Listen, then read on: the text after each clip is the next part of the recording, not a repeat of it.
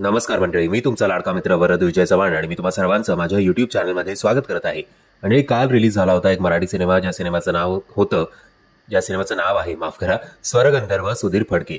आता मला काल काही कारणास्तव हा सिनेमा बघायला जमला नाही, पण आज मी तो बघितला आणि आता फायनली तुमच्याशी हा रिव्ह्यू शेअर करतोय. म्हणजे हा जो सिनेमा आहे तो टीजर असेल किंवा ट्रेलर असेल तेव्हा पण मी म्हटलं होतं की हा मनापासून बनवलेला सिनेमा वाटतोय, पण तरी सुद्धा मी आय थिंक ट्रेलर का टीजरमध्ये बोललो होतो, मला आठवत नाही.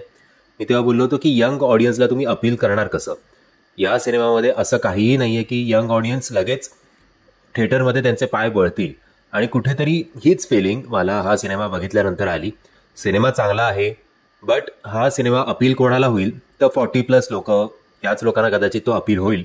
बाकी आय थिंक आत्ताच्या 30-35-20 पिढीला हा सिनेमा अजिबात अपील करणार नाहीत. मे बी ते विचार सुद्धा करणार नाहीत. हां, मी त्या ट्रेलर रिव्ह्यूमध्ये बोललो होतो की जसं माझे नाना मला कंपल्सरी त्या टेप रेकॉर्डरवर ते नाना आंघोळीला गेले असायचे आणि दाराच्या बाहेर तो टेप रेकॉर्डर मोठ्याने लावलेला असायचा आणि त्यावर सुधीर फडके साहेबांची गाणी असायची. ती जशी आम्हाला जबरदस्ती ऐकायला त्यावेळेला लागली जेव्हा आम्ही लहान होतो, त्यावेळेला ऑब्व्हियसली ही गाणी अशी काही मजा यायची नाही, खूप स्लो वाटायची. पण जसं जसं वय वाढत गेलं तसं तसं या गाण्यांची आवड जी आहे ती निर्माण होत गेली.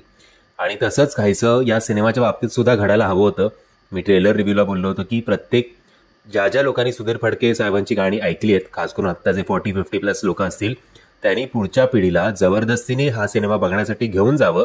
आणि मग सिनेमा बघितल्यानंतर यंग पिढीला सुद्धा कळेल की सुधीर फडके साहेबांचं संगीताबद्दलचं प्रेम काय होतं, त्यांचे स्ट्रगल्स काय होते, कुठल्या कुठल्या माणसांनी त्यांचं करिअर सेट करण्यासाठी मदत केली, त्यांचं स्टारडमला त्यांचा राईज कसा झाला, etcetera. But overall Yogesh Deshpande यांनी हा सिनेमा डिरेक्ट केलाय.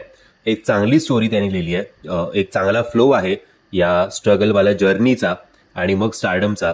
त्यांचा स्क्रीन प्ले पण चांगला आहे, पण अनफॉर्च्युनेटली कुठेतरी खूप लिमिटेड ऑडियन्स या सिनेमाशी कनेक्ट होईल, ही दुर्दैवाची गोष्ट. डायलॉग सुद्धा योगेश देशपांडेंनीच लिहिले आहेत आणि ते बरे आहेत, म्हणजे असं काही ते फार ग्रेट मला वाटले नाहीत. सुनील बर्वे मेन प्रमुख भूमिकेत आपल्याला दिसतात सुधीर फडके साहेबांचा बायोपिक मध्ये, आणि ते शाईन करतात टायटल रोलमध्ये. आदिश वैद्य यांनी सुद्धा तरुणपणीच्या सुधीर फडके साहेबांची जी भूमिका केली आहे ती सुद्धा चांगली आहे. मृण्मयी देशपांडे यांनी सुधीर फडके साहेबांच्या पत्नीची म्हणजेच ललिताबाई यांची भूमिका केली आहे, त्या सुद्धा त्या भूमिकेत अगदी चांगल्या प्रकारे निभावल्या त्यांनी. चिन्मय पटवर्धन यांनी चांगला सपोर्ट दिलाय सुधीर फडके साहेबांचा मित्र म्हणून, नाना गाडगीळ म्हणून. सागर तळाशीकर यांनी सुद्धा त्यांचा प्रेझेन्स जो आहे गडी माडुळकर म्हणून तो चांगला झालाय. सो ओव्हरऑल अजून खूप जण आहेत, म्हणजे आता माफ करा, अपूर्वा मोडक, मिलिंद पाठक, सुखदा खांडकेकर, निखिल राजेश शिर्के, विभावरी देशपांडे, राजभूषण, विहंग, मला आता माफ करा, प्रसन्ना केतकर. आता नावं एक्झॅक्टली मला आठवत नाहीत पटापट, बट इन जनरल हे समजून घ्या की अभिनयाची बाजू भक्कम आहे. त्यावेळेचा काळ आपल्यासमोर उभं करणं सुद्धा चांगलं जमून आलंय.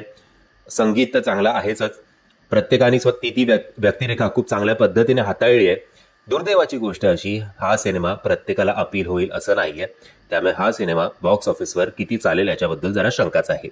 म्हणजे जर हा सिनेमा तुम्ही बघितला असेल तर तुमचं मत काय आहे या सिनेमाच्या बाबतीत हे मला कमेंटच्या माध्यमातून कळवा. आणि जर तुम्हाला हा व्हिडिओ आवडला असेल तर प्लीज या व्हिडिओला लाईक, शेअर आणि चॅनलला सबस्क्राईब करायला विसरू नका. जय हिंद, जय महाराष्ट्र.